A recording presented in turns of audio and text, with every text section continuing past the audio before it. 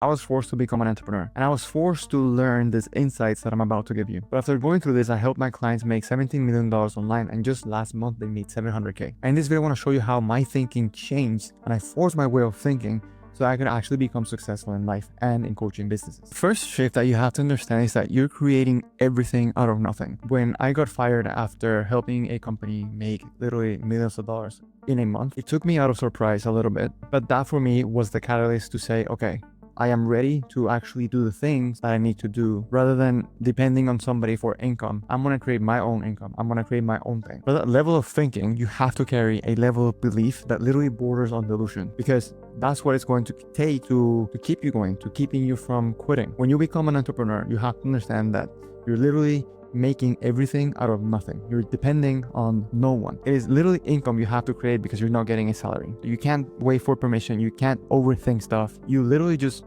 have to act and do shit, not asking for permission, and literally not letting anyone make yourself doubt, which leads up to number 2. Speed here is going to be literally your best friend, your biggest weapon. I need you to understand that I started very, very late. Like literally, I was still doing a 9 to 5 2 years ago. Most people overthink, they delay, they wait for the perfect time to post, the perfect time to everything. But waiting for perfection is not going to teach you anything. Speed lets you make decisions, test, adjust, and learn while everyone else is still planning, overthinking. I should wait until tomorrow. Oh, I think Sundays are best for me when I post, etc. Guys, the faster you move, the better feedback you get, the better feedback you get, the better information you have to make a better decision after that. So one of my mentors always said that in the year you have 52 weeks, I think 52 weeks. The way he said is the way you think about speed is creating a project every single week so that by the end of the year, you've already made 52 different projects. When people, if at anything, if they're even lucky, they'll have one project a month. So when the majority of people have 12 projects in a year, if anything, most people take December off because it's holidays, whatever. You have 52 different projects. For me, that was a mindset shift. It made me want to just work faster and harder.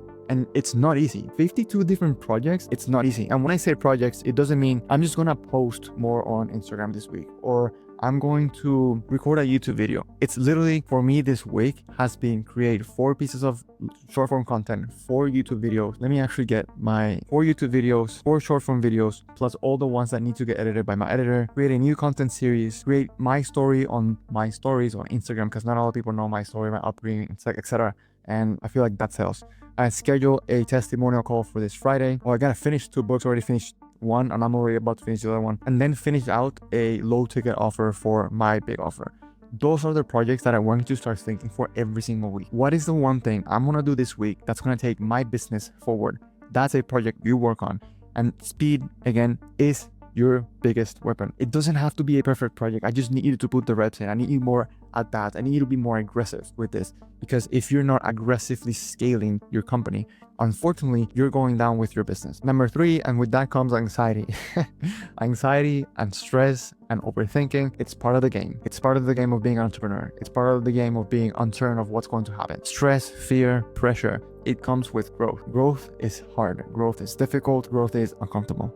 If you're not feeling any of that, you're probably not pushing too hard and you're being very comfortable. And if you're being very comfortable, you're probably either not growing or just extremely, extremely slow. Pressure shows up every time you're stepping into something familiar.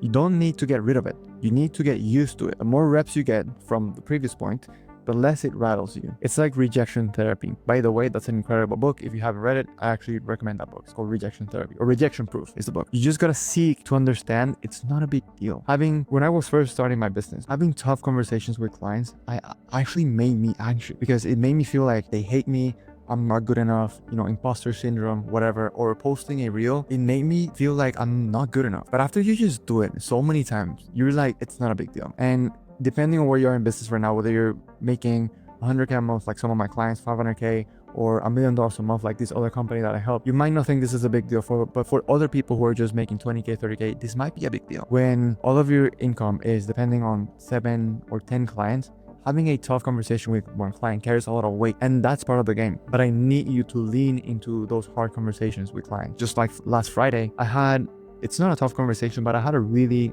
honest and intimate one-to-one with one of my longest hanging clients. They've been with me since the beginning, and I love them to death. But we had a great conversation on Friday where they gave me candid feedback about things I could do better as a mentor. And those conversations usually in the past would make me feel uncomfortable, make me feel like I'm not good enough. But now I seek those conversations. You need to lean into anxiety, and you need to use that as a weapon for improvement and not something that's going to hold you back. Number 4, trust comes from the things people don't expect you to do. Just like the conversation I had with my client. These are the things that today I had a meeting with another client, and I told him this. He's improving his onboarding process, and I told him, dude, people look up to you. People love you as the person who you are. When you're doing onboarding, do the things that people don't expect you to do, because that's gonna get you to build up more trust. Call somebody instead of handing it off. In the onboarding process, something that I do is I have my people, I have my CSM, I was like, what's the people? My CSM call people, call my new clients, welcome them in, follow through when there's literally nothing that you can win off of an interaction. Follow up, take responsibility when it would have been easier for you, just pass it on, just sweep it under the rug. These moments are rarely efficient. These are like unscalable stuff, but sometimes you have to do the unscalable stuff.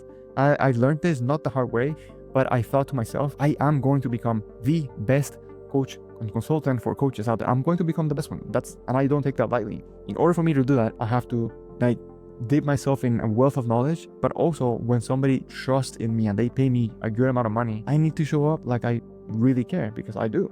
The way you do that is doing things that are gaining you trust. Number 5, feeling uncomfortable doesn't mean you're off track. The first time you post, the first time you do a YouTube video, the first time you do an ad, it's not gonna feel good. It's gonna suck. It's gonna be very cringy. It'll feel too personal, too exposed, too early. Maybe you feel like you're not ready, but staying quiet is not gonna help you either. I was watching a series, and it's like they said the best type of advertising is the one you don't advertise, because anytime you advertise, somebody's going to say something bad about you. Somebody's going to say this guy's lying, this guy's a scam, this guy's doing this. So the best advertising is not doing anything, but that doesn't get you anywhere. Staying quiet is not going to help you. If you're trying to grow a business, you need visibility. You need people to know who you are.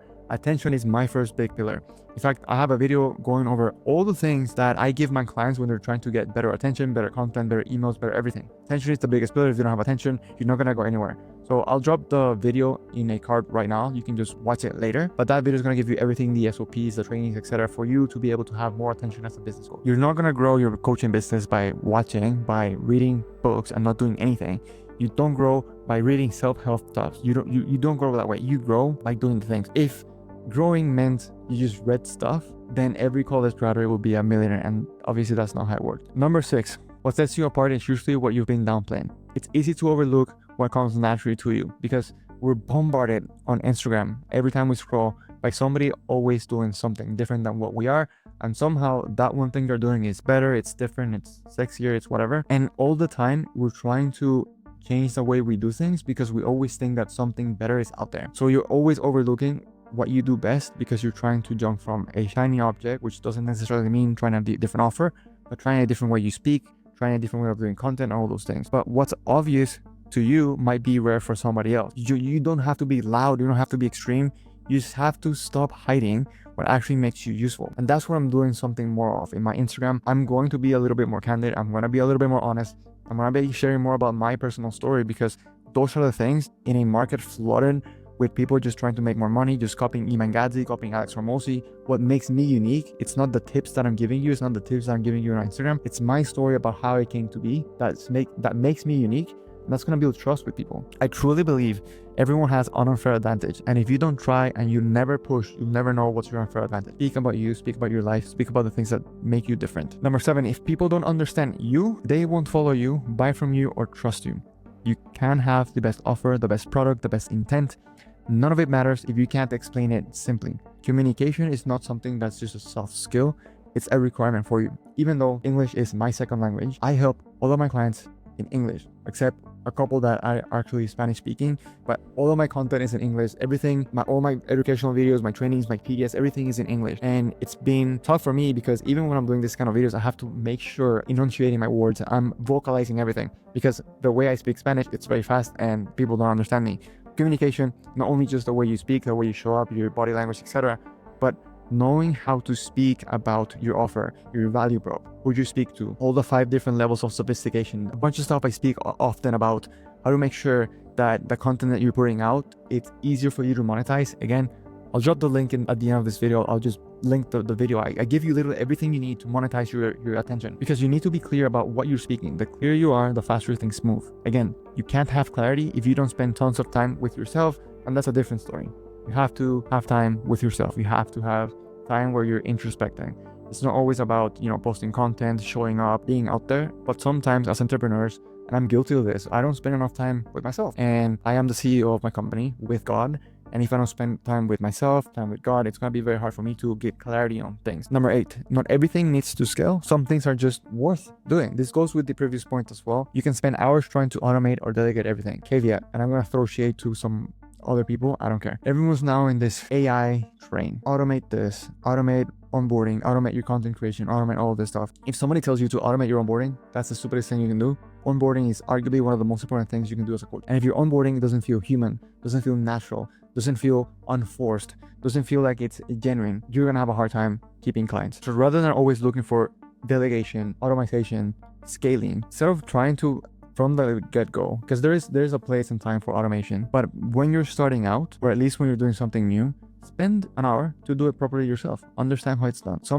And this goes with the onboarding. Sometimes the fastest way to create real relationship is just to do the thing. Do the call, Loom people, send a Loom video rather than having something automated sent out. Like, don't lose that human connection when right now we're in a era of everything's just trying to be automated, fast, quick, dopamine, ChatGPT, Claude, whatever it is. When everyone is moving that direction of automating everything, keep your human, keep your connection, and move the different direction.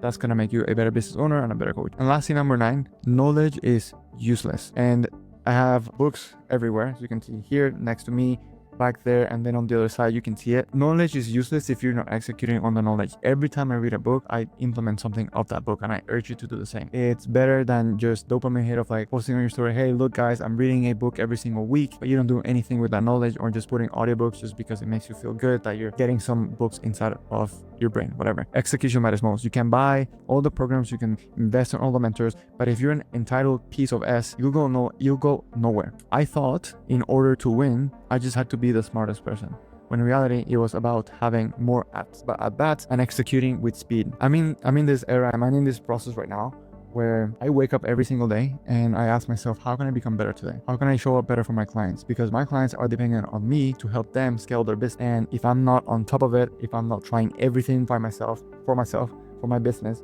if I'm not reading new stuff and implementing, if I'm not reading and teaching, then I'm gonna stay stagnant. And stagnation is and should be your worst enemy. Knowledge is useless. Learn, but implement. Learn and execute. And again, if you're a coach, the 3 things that you need right now for your business that are going to move your business forward, and I'm going to give you the knowledge, but if you don't execute on it, it's useless. In the next video, I'm going to show you, I'm going to give you the 3 things you need in your coaching business so that you can grow. It doesn't matter what scale you're in right now, you're going to find something in that video that's going to help you move you to the next level. So I'll see you on the next video.